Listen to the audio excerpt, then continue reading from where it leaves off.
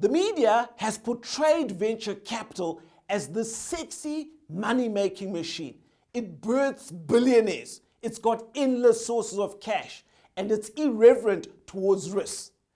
The truth could not be more different. Venture capital is a discipline.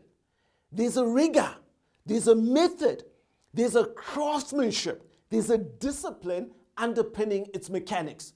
You've got to understand the full ecosystem in order to be able to play in this game.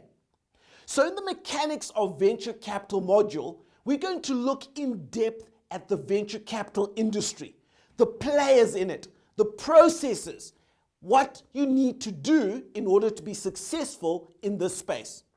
So I'm going to kick off by looking at the background to venture capital. We're then going to follow that up with looking at the ecosystem and some of the key players, things like the limited partners, the general partners, the role of the entrepreneurs in this entire process. I'm also at the same time going to discuss how venture capital funds select investments in venture capital. We'll look at some of the foundations you might want to consider if you're an entrepreneur with a startup, how you raise capital from venture capitalists, the art of pitching, some of the term sheets and deal economics that you may need to consider, and some of the governance arrangements that will have to be negotiated.